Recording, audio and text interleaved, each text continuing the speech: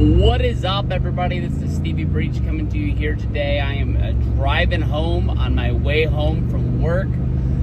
We are wearing the red, white, and blue at work already. We are already feeling the 4th of July holiday coming on strong. It's a little bit weird because Sunday was an inventory day for me and Friday is the holiday. I can honestly tell you that I think Friday for the 4th of July holiday might be the worst day that it could fall on. That is the hottest take that I have today, is that 4th of July, bad day for Fridays. I think people have normal jobs, unlike me, works at a grocery store. I think normal people are like taking the whole week off from work. That's just me.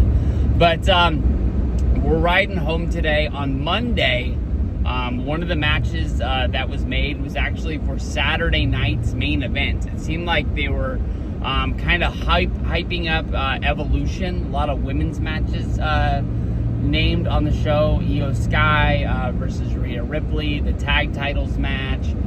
Then you read the SmackDown spoilers. I believe there's 2 more matches that get named. Oh, one's a SmackDown match and one's an NXT match. The other one they name who's going to be their team for the 4-corner tag match. But one thing I really liked was they made Saturday night's main event. We got Seth Rollins going up against LA Knight. I don't know what it is. It took a good 2 years since LA Knight got over on the main roster for me to start liking him. I really kind of didn't get him. I kind of fell into what everybody else was saying at the time, that he was kind of just doing The Rock and Stone Cold Steve Austin, kind of mixing them together into one guy. I don't know. Somehow over Money in the Bank, he won me over.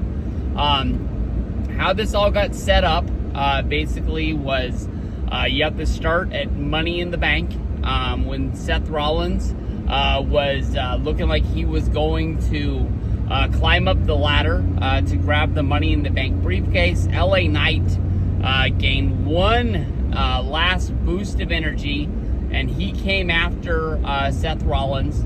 He was the last guy to try and fight him off, and he wasn't able to do it. Seth was able to take care of LA Knight, then climb back up the ladder and grab the briefcase. That's why he is Mr. Money in the Bank right now. And that custom Money in the Bank case that they have for Seth Rollins with his own logo on the O is freaking sweet. They knock that out of the park each and every year. I still think one of the best they ever did was the leather Money in the Bank case for Damien Sandow that I wish he would have held on to longer, honestly, because I think he, if I remember right, he had it like at SummerSlam-ish, and then he cashed in shortly after on John Cena. Wasn't able to get the job done, and then the briefcase was never seen again. But on this week's Monday Night Raw, we had Gunther in the ring talking about Goldberg, and Seth Rollins came down to the ring. And I thought with what would have happened on the Night of Champions, Punk would have hit the ring instantaneously.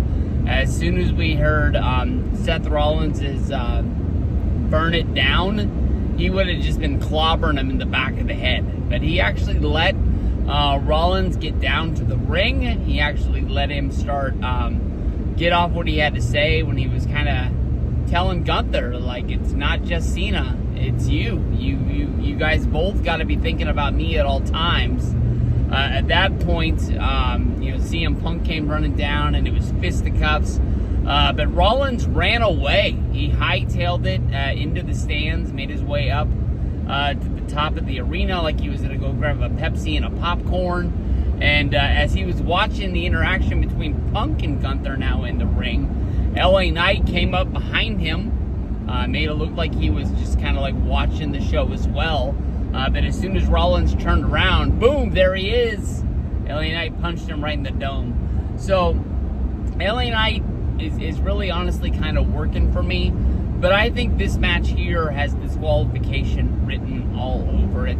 I think Punk is going to throw the one blow that makes him ring it. But honestly, I think that when Punk makes his appearance during this match, I think it is going to be to try to even the odds. Because, Rollins is going to be, out there fighting with Bronson Reed as well as Braun Breaker.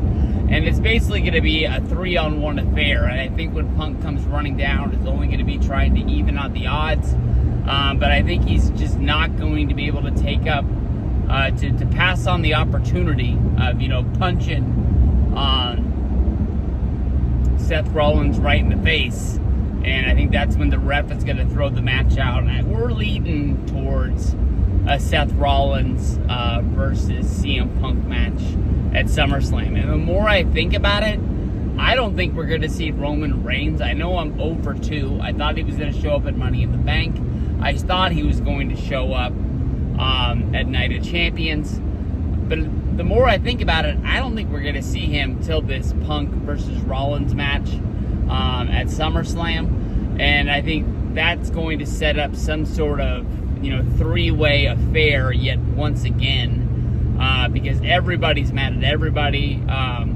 Basically, Punk is going to be upset that Roman ruined his chance of going after Rollins yet once again, a lot like their steel cage match on Monday Night Raw.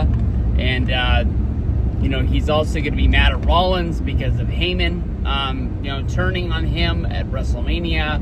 I'm sure he's got a long list of things to be mad at CM Punk for.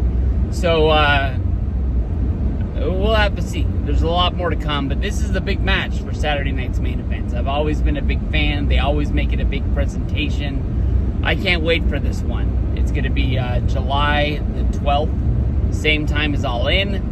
But I'll tell you this much. I'm not trying to fire shots at AEW. I think I care more about Saturday night's main event more than I think about All In. That's just me.